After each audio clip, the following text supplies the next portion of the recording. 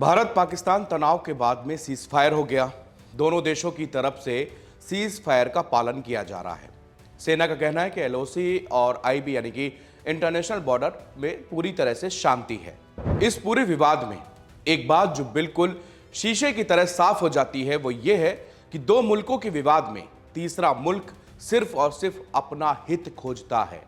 किस तरह से वो दोनों देशों को उलझाकर अपना फायदा निकाल सके, वो दिन भर और रात भर इसी सोच में उनके यहां का थिंक टैंक बैठा रहता है। भारत और पाकिस्तान आमने सामने थे, मगर नजर पूरी दुनिया की थी। इसलिए नहीं कि दोनों देशों का कितना नुकसान हो रहा है, बल्कि इसलिए कि इन दोनों के पास जो हथियार हैं वो कितने असरदार हैं, कितने दमदार हैं। रूस का S-400 एयर डिफेंस सिस्टम, चीन का एयर डिफेंस सिस्टम, अमेरिका के फाइटर जेट, फ्रांस का राफेल। हर देश ये चाह रहा था कि मेरा वाला वेपन जबरदस्त काम करे ताकि दूसरे देश उसे खरीदने के लिए हमसे डील करें। चीन अपने लड़ाकू विमान J-10 को अमेरिकी F-16 के खिलाफ खड़ा कर रहा है। वो उन दोनों देशों को अपने J-10 की पेशकश कर रहा है जो F-16 फाइटर जेट को खरीदना चाहते हैं। अमेरिका के F-16 लड़ाकू विमान कई देश अभी वर्तमान में इस्तेमाल कर रहे हैं और ये युद्ध में खुद को साबित कर चुका है। लेकिन चीनी लड़ाकू विमान भले ही पाकिस्तान इस्तेमाल करता है, लेकिन अभी तक युद्ध में ये अपनी उपयोगिता साबित नहीं कर पाया। F-16 लड़ाकू विमान शीत युद्ध के दौरान से अमेरिकी प्रभुत्व का प्रतीक रहा है और इराक से ताइवान तक अमेरिका की जियोपॉलिटिकल पावर को बढ़ाता रहा है। लेकिन अब चीन अमेरिका लड़ाकू विमान को अपने J-10 से रिप्लेस करना चाहता है। J-10 की मौजूदा भारत और पाकिस्तान संघर्ष के दौरान भारतीय विमानों के साथ झड़प हुई, लेकिन उसका परफॉर्मेंस कैसा रहा इसकी कोई जानकारी हमारे पास नहीं है। चीनी एक्सपर्ट्स का कहना है कि पाकिस्तान का J-10 खरीदने का फैसला इस बात पर आधारित है कि वो अमेरिकी F-16 फाइटर जेट को अपग्रेड नहीं कर सकता। इसके अलावा अगर भारत को America F-21 advance fighter jet offer करता है और अगर भारत खरीदने का फैसला करता है तो फिर पाकिस्तान के पास एक अत्याधुनिक फाइटर जेट रहे। चीनी एक्सपर्ट्स का कहना है कि दूसरे देश सिर्फ फाइटर जेट बेचते हैं, जबकि चीन J-10 लड़ाकू विमान पूरे पैकेज के साथ बेचा जाता है, जिसमें integrated command and control system, missile suit और इलेक्ट्रॉनिक युद्ध कंपोनेंट्स भी शामिल होते हैं।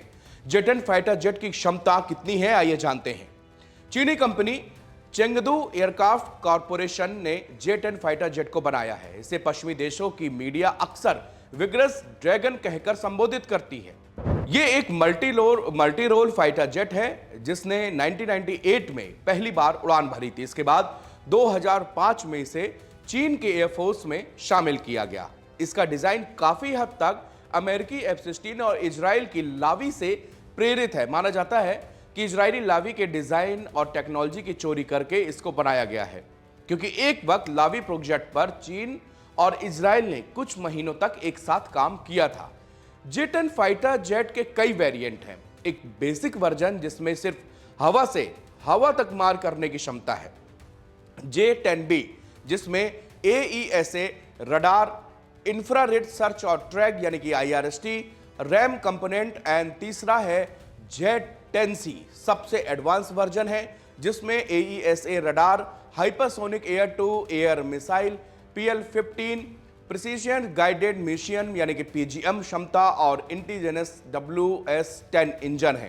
पाकिस्तान से J-10 से ही इस्तेमाल कर रहा है। वर्तमान में पाकिस्तान जिस J-10C का इस्तेमाल करता है उसमें एयर टू एयर लड़ाई के लिए PL-10 WVR, PL-12, PL-15 BVR मिसाइलें लगी हुई हैं।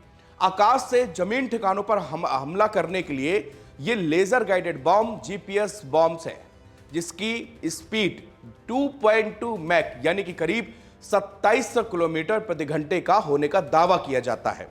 ये मैक्सिमम स्पीड है इसकी रेंज करीब 1850 किलोमीटर और लड़ाई करने का रेडियस करीब 500 से 600 किलोमीटर का है। चीन ने पाकिस्तान को पिछले दिनों PL-15 BVR मिसाइल सौंप दिए हैं, जिससे इसकी क्षमता थोड़ी और भी बढ़ी है। हालांकि J-10C कोई स्टील्थ फाइटर जेट नहीं है और इसका डिजाइन भी काफी पुराना है। भारतीय राफेल के मुकाबले ये काफी पुराना प्लेटफॉर्म है और इसके WS-10 इंजन की विश्वसनीयता पर कई बार सवाल उठ चुके हैं।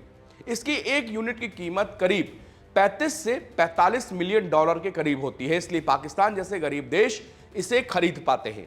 पाकिस्तान चीन से 25 J-10C खरीदने के लिए करीब 1.5 अरब डॉलर में इसकी डील की थी। अब अगर आप इस पूरे वाकये को, जब से भारत ने ऑपरेशन सिंदूर चलाया और जब तक सीज फायर का दोनों देशों ने सीज फायर पर अपनी अपनी सहमति व्यक्त की, इस पूरे घटनाक्रम को अगर आप देखेंगे तो आप ये पाएंगे कि दोनों देशों ने अपने जितने विश्वसनीय मित्र कहने के लिए थे सबको आजमा लिया। अमेरिका ने वही स्टैंड रखा जो उसका इतिहास रहा है और जो उसकी दोगली राजनीति का प्रतीक रहा है। जिस तरह से भारत सरकार ने बिल्कुल साफ कह दिया था कि हमारे और पाकिस्तान की बातचीत में, यानी कि जो सीज फायर हुआ दोनों देशों के बीच में, इसमें तीसरे देश का कोई हस्तक्षेप नहीं था। लेकिन उतावले ट्रंप पूरी दुनिया में यह दिखाना चाहते हैं कि मुझसे बड़ा शांतिदूत अभी कोई पैदा नहीं हुआ। रशिया यूक्रेन के वॉर को अभी तक थाम नहीं पाए, जबकि उन्होंने कहा था कि मैं जो है 100 दिन के अंदर इस युद्ध को बंद करवा दूंगा। अब क्रेडिट लेने के लिए ट्रंप ने इन घोषणा से पहले ही जाकर ट्वीट कर दिया। अब इससे क्या समझ में आता है कि अमेरिका हो चाहे वो कोई दूसरा मुल्क हो, इन दोनों देशों के जब कोई विवाद होते हैं तो तीसरा देश सिर्फ और सिर्फ अपना हित देखता है। हां, वो जियोपॉलिटिकल एक फ्रेम होता है कि कई देश बातचीत करते हैं ताकि क्षेत्र में तनाव ना हो, और अमेरिका लेकिन इसलिए बातचीत करता है कि उसका बिजनेस ठप ना हो। उसने जो ट्वीट किया ट्रंप ने, वो क्या दर्शाता है? क्या अमेरिका जानता नहीं है कि पाकिस्तान एक आतंक परस्त मुल्क है जिसका काम ही सिर्फ आतंकवाद को पैदा करना है और पड़ोसी देश को परेशान करना है, उसके यहां के अमन चैन में आग लगानी है। लेकिन एक बार भी ट्रंप ने खुलकर यह बात नहीं बोली कि पाकिस्तान को संभलना चाहिए और पाकिस्तान को आतंकवाद पर कंट्रोल करना चाहिए। लेकिन इसके अलावा जब सीज फायर हो जाता है और दोनों देश इसमें साइन कर देते हैं, सीज फायर लागू हो जाता है, तब जो है ट्रंप एक और ट्वीट करते हैं जिसमें वो दोनों देश को थैंक यू बोलते हैं और कहते हैं कि हम आप दोनों के साथ में बिजनेस बढ़ाएंगे। एक और करिश्मा देखिए इन दोनों के बीच में। ये सब चीजें जब ऐसी एक्सरसाइज होती हैं, जब इस तरह के दोनों देशों के बीच में तनाव होते हैं, तो कई नई चीजों का भी खुलासा होता है। इसी बीच में IMF ने उसको फंड जारी करता है। अब IMF के फंड, क्या IMF पूछे कि जो वो फंड जारी करता है वो इसलिए किया जाता है ताकि आपके देश में किसी प्रकार से खाद्यान्न की समस्या ना हो, दूसरी और चीज़ों के लिए। लेकिन इसका सारा इस्तेमाल वो अपने आतंक को बढ़ाने के लिए, अपने वेपन्स, अपने आर्म्स मजबूत करने के लिए वो इसके लिए करता है। IMF का खुले तौर पर भारत ने विरोध किया था कि इसको फंड नहीं दिया जाना चाहिए, लेकिन वापस से वो दिया गया। ये एक जियोपॉलिटिकल, जिसमें ये समझने की बात होती है कि जब दो देशों के मुल्क के बीच में इस तरह के तनाव होते हैं तब तीसरा मुल्क सिर्फ और सिर्फ अपना फायदा खोजता है। और बात अमेरिका जैसे मुल्क की हो तो उसका इतिहास बहुत पुराना है। हमने 65 की लड़ाई में भी देखा, 71 की लड़ाई में देखा, 1999 में भी देखा।